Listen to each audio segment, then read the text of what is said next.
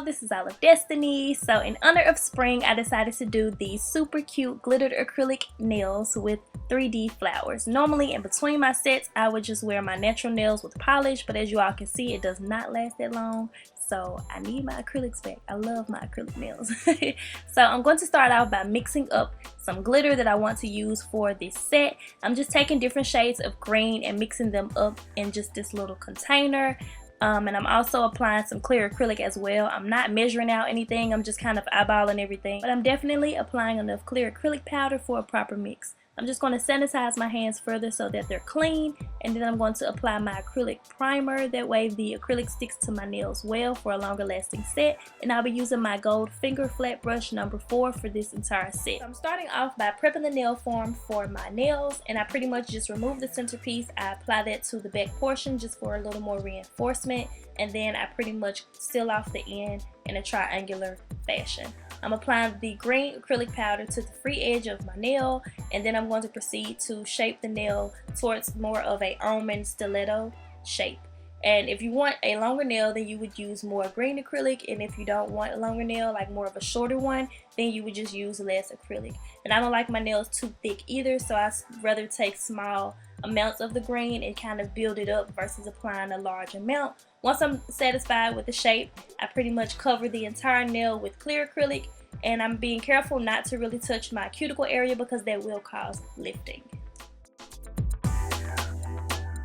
I want to show you all a nail in real time without putting it in hyperlapse. This is how I do my form. I take out the middle piece and I apply it to the back.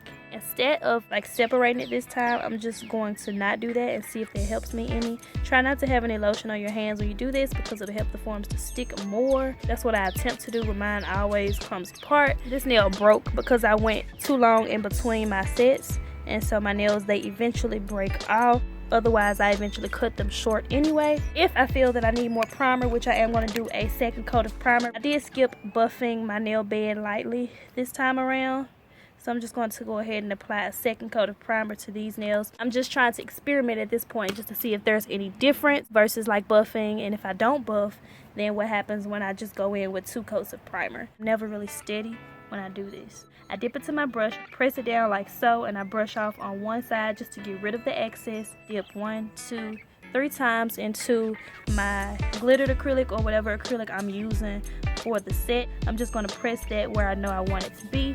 Dip back into it because I need more. Press it right back on top of that, and this is when you begin to shape the nail, knowing what shape you want, whether you want stiletto, almond, French, American, whatever the case may be. That's when I pretty much just begin to press my nail in place, mostly going towards both sides. I do overextend a little bit from what my natural nail bed is, just because I feel like as my nails begin to grow out, I don't want the nail bed to be seen. So I kind of come on top of that, take a little bit more, flip up this time now. It's really just a pressing motion to really get the glitter in place. I'm not a professional. This is just how I do my nails, how I have been doing them for about 7 or 8 years now, I believe. And I just really go for this shape. It's more almond stiletto-ish, I guess. Not really stiletto because I don't make it that pointy. I think I'm good with this length, and then I would just kind of press more into the sides so that they're not so thick. All of this is preference. If you like yours thicker or thinner, then you would just use the amount of acrylic that you want for that. Now I always flip mine back and look directly at it myself. You don't want the point extended too far that way. You don't want it extended too far over. You want it to be directly straight ahead. Just going to kind of continue to blend the sides in a little bit more. I want this to come down some more. And as far as dipping back into the liquid, that just comes with kind of knowing, for one, the kind of liquid you're using and whether your brush is wet or dry. Mine is still pretty much wet, and the more wet it is, it makes your product run even more. You don't want it to be too wet, but that's just the consistency and the ratio of your acrylic to acrylic liquid. And some people kind of would leave these and then do all of the green before they come back to doing the actual clear or the pink.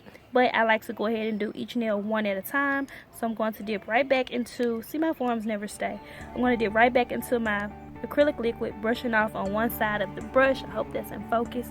Now I'm going to dip into my clear. I do have a bunch of colors on top of this because I use it also when I'm designing my nails. Dipping into that just a few times. You can see when it kind of, see how it's kind of white on the edges, but for the most part it's a little bit shiny. That lets you know that it's kind of ready to be placed onto the nail. I let it sit too long trying to show you all, but dipping into the acrylic and just pressing really quickly will help you to fix that. I don't really have a set amount of times that I dip into my acrylic. It's just, I eyeball it, I guess, honestly. It's like a no-brainer. But I press it and then I just blend it.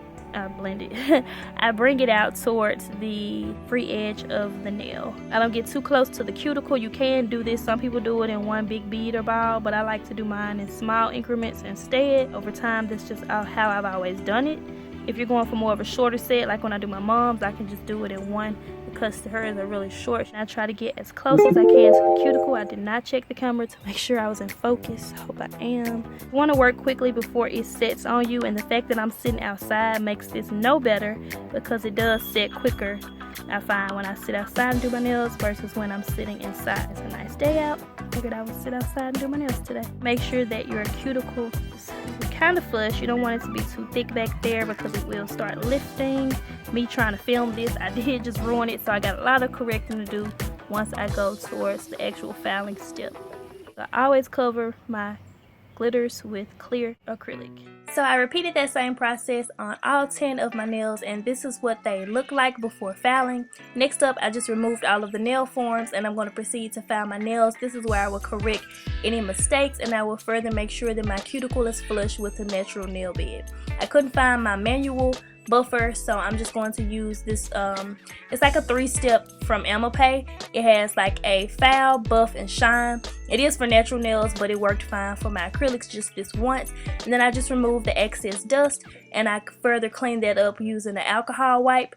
And then I'll just proceed now to doing the nail art. Ooh. To create the 3D flowers on my nails, I'll be taking my colored acrylic tray. I'm just picking out a few random colors. I'll be using a small nail art brush to do the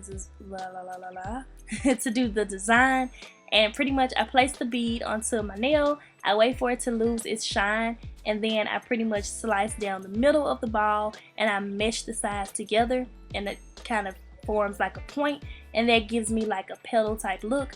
And then I repeat that twice in a circular fashion to pretty much make it resemble a flower. And I just place a small yellow ball towards the center of the petals just to complete the flower. And I pretty much repeat this same process on all of my other fingers, and I just use the different colors to create the look. When I first started doing my nails, I wasn't able to do 3D. I would just practice on my sisters, and then I would practice on myself, and then I could do right hand, but I couldn't do the left hand because I was left-handed. So I was like, let me just keep at this, you know. So this is a clip in real time to show you all the steps of creating the flower. The flower steps doesn't take as long as actually doing the designs. Like in real time, the entire look takes about 2 hours start to finish. I finished up the nails with a gel base and top coat, and then I just pretty much applied some hand cream to my nails, and that's pretty much the finished results of what my nails look like. I will wear them for about 3 weeks, and by then they'll start to grow out, so I'll soak them off and I'll either wear my natural nails for a while or I go straight into wearing another acrylic set. So I will film the next one for you all if you're interested in that. Questions or comments, be sure to leave all of that down below, and as always, I thank you all so much for watching.